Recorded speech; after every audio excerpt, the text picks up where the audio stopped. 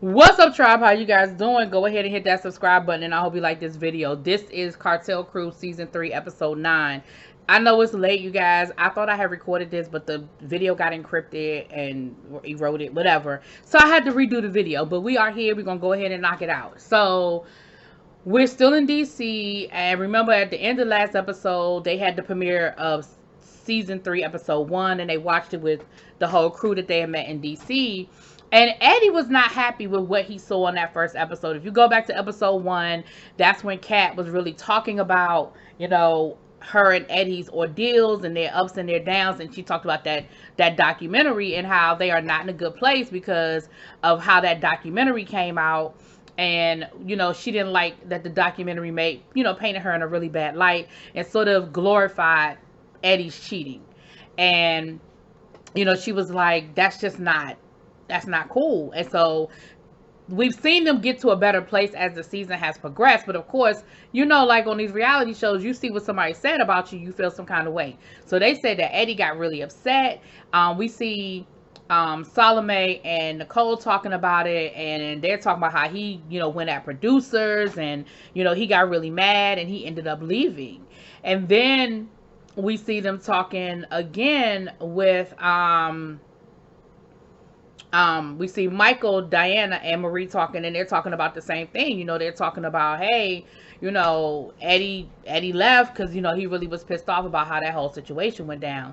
Then they're talking about the gun situation and how we know that we're here to support, Betty and her sister, and what she's trying to do with the legislation. But I believe in the Second Amendment. I believe in, protecting yourself, and I want a gun, and I want to be able to protect my family if need be. Now, we know Michael legally cannot have a firearm, but Marie can. Now, I don't know how that whole thing works out with them living in the same house and them being married, but that ain't my business. That's between them and their attorneys, okay? But she said that she really wants to set something up where they could get the other side of the conversation, that they could hear from pro-gun people and hear what they have to say about being pro-gun, and gun safety was the biggest thing. It's about how do you manage and work around having a gun in your home and it be safe. So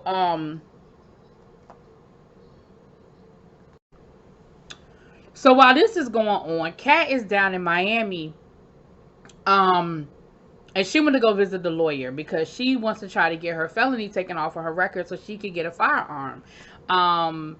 And she's talking to the attorney, and she happens to be the same attorney that helped Michael and Marie out when Marie got into her altercation. And, she tells the lawyer her story, and basically it goes back to Eddie. When Eddie was cheating on her, she went and hunted down the girl that Eddie was cheating with, dragged her out the house naked, and beat her ass. Like, that's what she did. And the attorney, which I give the attorney credit for, the attorney was very honest with Marie and was like, listen, I might be able to help you get this expunged off your record, but if your goal is to be able to get a firearm, that's probably not going to happen because it's a violent offense. Like, if it was something, a non-violent felony or whatever, maybe. But because this was like, it was like aggravated assault and all this other stuff, like, it was bad. And, here go Kat. I mean, all I did was punch her. Like, it wasn't like I, beat her down. And she was like, yeah, but that's what your charges are. Like, it doesn't matter what actually happened. It matters what the charges are and what you were convicted of. And that's what you were convicted of. And, Kat left out of the office. She was like, thank you. I appreciate your honesty. And she called her mama. And listen, I understood in that moment how Kat felt, because when I feel like my back is against the wall and I feel like the first person I call is my mama. And there have been times when I did exactly what Kat did. The minute her mother answered the phone, it was like the waterworks. You just needed to hear your mother's voice.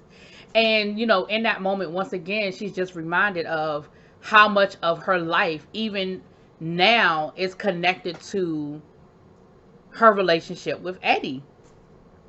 So she was really, really upset by that. So while that's going on, we're back up in DC now. Marie sets up a meeting with an organization called the DC Project.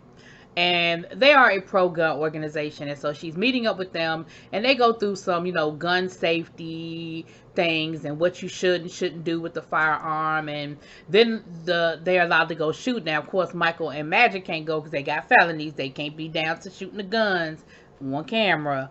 And it was funny. It was a real cute moment where she says, we're going to put a shirt on y'all because, they was all showing their cleavage, honey. And they said, because, sometimes there's blowback, sometimes there's ricochet and the bullets come out and all that. We don't want you to burn your chest and stuff. And Nicole was like, because these cost too much money. It was cute. It was a cute little moment. Nicole was like, no, ma'am. No, we not playing that game. So they go shoot, they're shooting the guns or whatever, and of course that's a whole moment, with them on the gun range practicing. And again, it really was all about sort of like gun safety. Now, while this is going on, Salome is meeting up with some other survivors of gun violence here in DC. And there was about 4 women, and they all different projects. The Trigger Project, the Tyrion Project, the Allison, I forget the last name, project. And these are all women that have stories to tell about how gun violence affected them. And the Tyrion Project, her whole family was murdered by the next door neighbor. And I actually had that situation. A friend of mine, that happened to her. Her father was a cop, and the next door neighbors were having a dispute. It was a domestic violence dispute, and he went over there to diffuse it and got killed, So, I can't imagine your neighbor being the one to do, well, anybody, but your neighbor definitely, And she had a chance to talk to these women and just let them know how she was feeling and where she was coming from and how bad things were for her, just thinking about her sister and just getting past that pain and getting past, not having her sister there. And they were all able to share their stories, and they even invited her to come. One of the women runs a program for kids who are victims of gun violence. They've have had family members that have been killed through gun violence, and she invites Betty to come and spend some time at her center. But they were able to really talk to her about moving forward and, doing what she's doing, taking her energy and putting it into something positive, because that's what her sister would want. Like, her sister wouldn't want her to dwell in it. Her sister would want her to be positive and move in a positive, move forward in a positive way and try to get something done. And so it was a moment, and I was definitely here for her. Again, I just can't imagine the pain. Like, I've lost a sibling, but it wasn't through violence. And so I know that's just another layer on it. But then we had a conversation with Salome and Marie. And Marie let her know what happened. She said, listen, while you were at the, we didn't go to brunch with you because we went to visit DC Project, and they were talking, they're pro-gun. They were talking to us about gun safety. And she was like, girl, I got your back. I'm here to support you. No matter what, I have your back. But at the end of the day, I am pro-gun, and I want to be able to to protect my family. I want to know gun safety and understand the proper way to have a handgun and handle a handgun and be able to shoot a gun if I need to protect my family. I want my daughter to not be afraid of guns and to understand, how to handle a weapon. And I don't think she meant now. Like, her daughter's like 5 or 6. Like, I don't think she meant now, but I do think that she meant I want my daughter to grow up in a home where a gun isn't a taboo thing, so that she's not afraid of it. And, my best friend's husband is a gun collector, and all of the kids, he keeps them locked up. He follows all of the protocols, but he does take them out shooting. He does teach them how to handle a gun, and they know how to clean a weapon and proper gun, procedure for that exact reason. Like, he does have guns in the home, and again, he keeps them locked up and things like that. But that's who he is. And I think that's what Marie was saying. I don't think Marie was saying, I want my 5-year-old daughter to be able to hold a gun and know how to carry a gun and know how to clean a gun and put bullets in. Now, in the moment, Salome sort of took it pretty good, better than I expected. I mean, she pushed back a little bit, but she didn't go off on Marie the way that I thought she would have. But later on, she does talk to Nicole about it, and she's upset. And she is kind of going off And the one thing I will say that I agree with her on, because again, everybody has a right to feel the way they feel, and everybody has a right to, you want to be pro-gun, be pro-gun. If you want to, you want to gun control, or whatever. But the one thing I will say that I agree 100% with Nicole on was, with Betty was, why do it on this trip? This trip was about me connecting with other organizations that are anti-gun, connecting with people that have dealt with what I dealt with, and me trying to figure out how I can create legislation to try and limit guns getting in the hands of children. So why would you pick this trip to decide you wanted to see what the other side looked like and do pro-gun things? Like, you should have been with me at that brunch. You should have been with me meeting these other women who have dealt with these things. But you took this opportunity. One, you left me hanging. And while you left me hanging, you were doing the total opposite of what we came here to do, or at least what I thought we came here to do. So I understood where Betty was coming from in that moment to say, listen, you have a right to feel the way you feel, but why do it here in this moment? Now, while that's going on, we got Stephanie and Yvette down in Miami, meeting up with Kat. Kat has bought a home. She called it her dream home. It looks like a really nice house in a nice neighborhood. And they're all having a good time, and Kat lets them know how everything went at the lawyer's office, and that, she just, how it made her feel, and in that moment where it put her. And then she talked about her art. And she said, I use my art as my release. And she said, I kind of want to do an art exhibit where I can kind of just display the pieces that I've been working on, and, that they've allowed me to release a lot of this anger and a lot of what I've been going through the last couple of years. And she tells them, listen, I want to invite everybody. And Stephanie was like, hold up. Who is everybody? And she said, everybody is Diana. And Stephanie was like, that's a problem. She said, I'm telling you now. That's going to be a problem. She said, at this point, me and Diana need to have a conversation, because what the last thing Diana said to me was, it's on site. So if the next time I see her is at your art exhibit, then it's on site, and I don't want to ruin your event. And I'm sorry, but I'm just letting you know now. She put it out there. Now, to Stephanie's defense, that is what Diana said.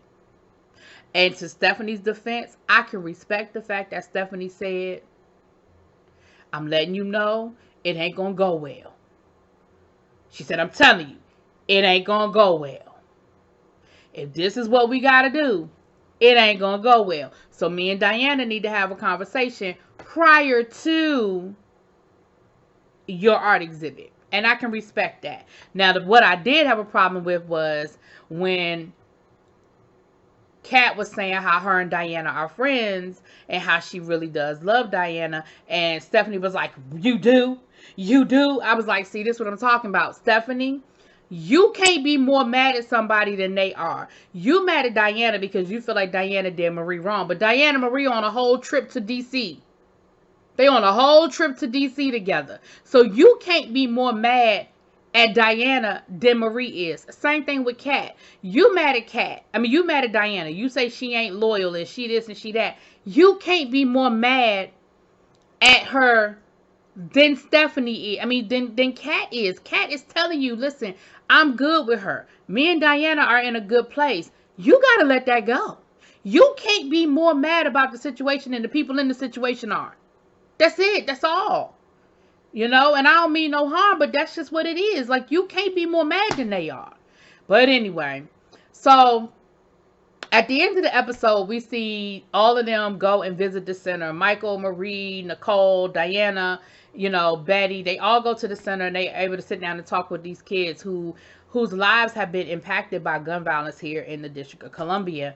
And it was an impactful moment. You hear these kids talking about family members being shot, and some of them witnessed shootings, and we saw them work it out through art, and they were able to explain what they saw, and even the adults participated, and they made pictures and explained what those pictures meant and how gun violence has affected their lives. So it was a moment. I feel like it was 2 episodes of a PSA, but I can respect the fact that they gave us both sides of the coin, however you might personally feel about gun violence. But I do respect that they gave us both sides of the coin, that it wasn't all just bam, bam, bam, anti-gun. And again, I'm not necessarily a gun person, but I do respect the Second Amendment. I do respect the fact that in our country you have a right to bear arms. Um, but I do support background checks and certain things. You know what I'm saying? But anyway, that's a whole nother conversation for another day. Y'all let me know what y'all think. Drop it in them comments. Peace.